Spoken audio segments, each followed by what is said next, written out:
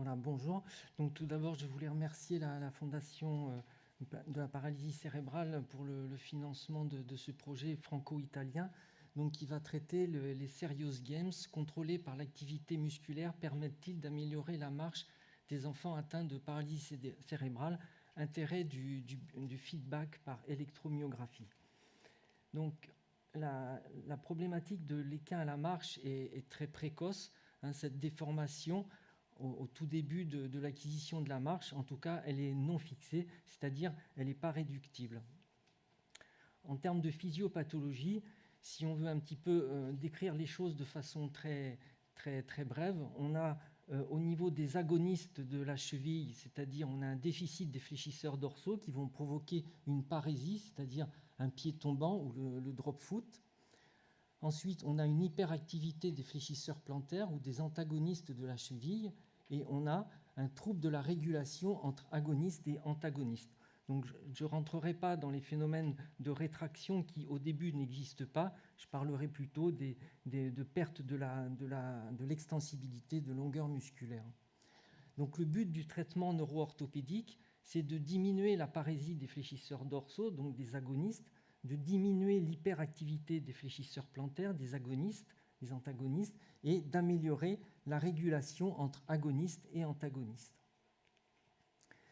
Donc, par exemple, le principe en fait, de cette innovation thérapeutique, le Serious Games, c'est de contrôler en fait, la voiture électrique, le mouvement de la voiture sur le circuit, grâce à la contraction musculaire. Vous voyez que cet enfant, il a une électrode en regard de son biceps, et c'est suivant la contraction du biceps qui va générer un signal électrique et qui va pouvoir faire circuler la voiture. Donc là, vous avez deux enfants, donc il y a une compétition. Chacun, en fonction de l'importance de la contraction du biceps, va conduire sa voiture de façon indirecte. Et donc là, vous voyez l'intérêt ludique de ces jeux. Donc ça, ce Serious Games, il a été développé par le laboratoire que dirige Marco Gazzoni. Donc le développement, c'est quoi? On part du principe que le Serious Games, il va être contrôlé par le signal électrique qui est généré par la contraction musculaire. Là, vous voyez un enfant sur lequel on a installé des électrodes d'électromyogramme. Donc on va les coller en regard du muscle qu'on veut tester. Donc là, ça va être évidemment le tibialis antérieur pour les antagonistes, ça va être le peroneus longus, le gastrocnemius medialis, le soleus. Donc tout ça, c'est en système Wi-Fi, il n'y a pas de fil. L'interface se fait avec une tablette ou un smartphone. On récupère un signal EMG, et là, sur le soft, le logiciel que les Italiens ont développé, vous voyez qu'on a une petite abeille ici. Pardon. Non, ça pas, voilà. On a une petite abeille qui va monter au sommet des marguerites ou qui va descendre. Et en fait, cette ascension ou cette descente de l'abeille va être proportionnelle au recrutement temporospatial de la contraction musculaire entre agonistes et antagonistes. Et tout ça, ça se fait avec un rétrocontrôle visuel de l'enfant sur l'écran, c'est-à-dire ce qu'on appelle le feedback. Donc la méthodologie, le Serious Games, l'enfant en aura 2 fois par semaine pendant 4 semaines. Donc l'approche ludique nous permet d'assurer une adhérence optimale aux sessions de rééducation. En ce qui concerne l'évaluation, elle sera basée sur l'analyse de la marche.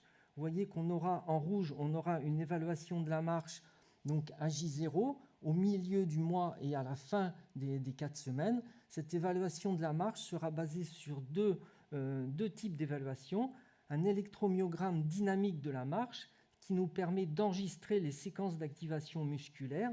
Donc ça, c'est bien validé dans la littérature.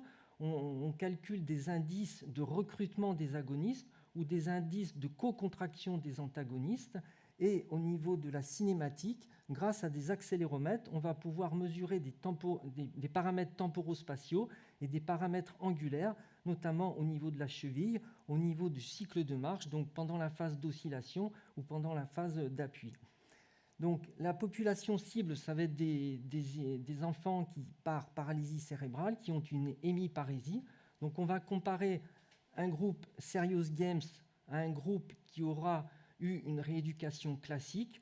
Donc se pose le problème de l'importance de l'échantillon. Donc le mieux, ce serait d'avoir un groupe d'au moins 30 sujets, 30 enfants. Donc ce n'est pas toujours facile, surtout pour avoir des enfants en dessous de 5 à 6 ans. Donc là, c'est un problème de méthodologie statistique. On pourra peut-être comparer les enfants à eux-mêmes et faire une période d'évaluation où on leur gardera leur rééducation classique, puis ensuite on les basculera avec le Serious Games. Tout ça, ça reste à évaluer avec les méthodologistes. Donc les résultats attendus, c'est quoi? C'est que cette thérapeutique, cette méthode innovante, en fait, influe sur la physiopathologie de l'équin à la marche, en faisant baisser la parésie des agonistes que l'on peut mesurer, en faisant baisser l'hyperactivité des antagonistes, des fléchisseurs plantaires, d'avoir une meilleure régulation entre eux, de diminuer l'équin, d'améliorer les capacités de marche grâce aux paramètres temporospatiaux ou à la cinétique que l'on a vu, et d'empêcher surtout la fixation de l'équin qui nécessite ultérieurement de la chirurgie. Donc, contrairement aux publications précédentes, l'originalité du traitement qui est proposé ici réside dans la source même du contrôle du mouvement entre agonistes et antagonistes grâce à un rétrocontrôle en direct, on dirait maintenant en live, à partir de l'électromyogramme.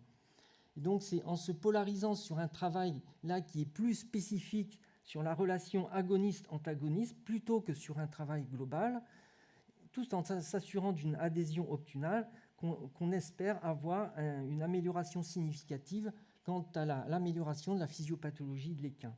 Et c'est surtout en termes aussi de perspective, c'est une méthode qu'il faudra coupler avec ce qui est fait actuellement, c'est-à-dire les autres approches thérapeutiques comme les injections de toxines botuliques, la rééducation proprioceptive vibratoire ou autre chose. Voilà, et je vous remercie de votre attention.